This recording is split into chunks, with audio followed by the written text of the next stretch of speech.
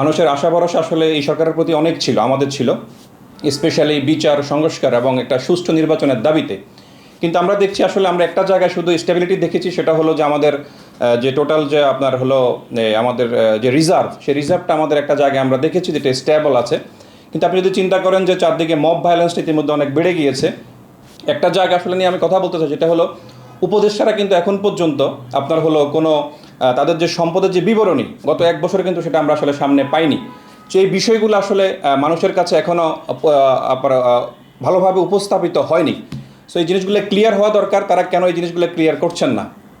আরেকটা বিষয় যেটা বললেন যে নির্বাচন, আমরা গণ অধিকার পরিষদ থেকে আমরা বারবার বলে আসছি যে আমরা আসলে 300 আসনে নির্বাচন করতে চাই, কিন্তু সেই বিষয়টা নিয়ে যেটা বলতে চাই সেটা হলো এখন পর্যন্ত নির্বাচনের জন্য কোনো আসলে সুষ্ঠু যে একটা পরিস্থিতি হওয়া দরকার, আমরা যেটাকে বলি লেভেল প্লেইং ফিল্ড, সেই ফিল্ড বা আমরা এখন পর্যন্ত পাইনি। যা মানুষের মধ্যে যে গত 17 বছর যে স্বৈরশাসক ছিল, সেই স্বৈরশাসকের আসলে যে মানুষের মধ্যে একটা যে ভয়ভীতি ছিল, সেই ভয়ভীতিগুলো মানুষের মধ্যে এখনও সেটা আসলে অবস্থান করছেন বা স্পষ্ট।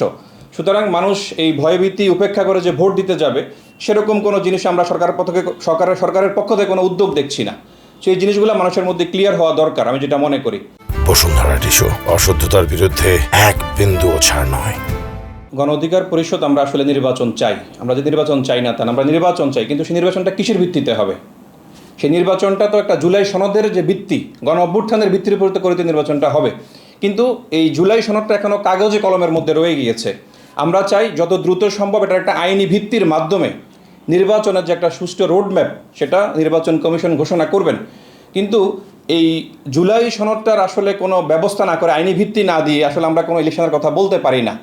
সে অনুযায়ী আমার কাছে মনে হয় যে আগে জুলাই সনদটা ব্যাপারে সকল রাজনৈতিক দলের যে ঐক্যমতের ভিত্তিতে জুলাই সনদটার একটা আইনি ভিত্তি দেওয়া উচিত, যার মাধ্যমে গণ অভ্যুত্থানের স্পিরিটে একটা নির্বাচনের রোডম্যাপ আসা উচিত।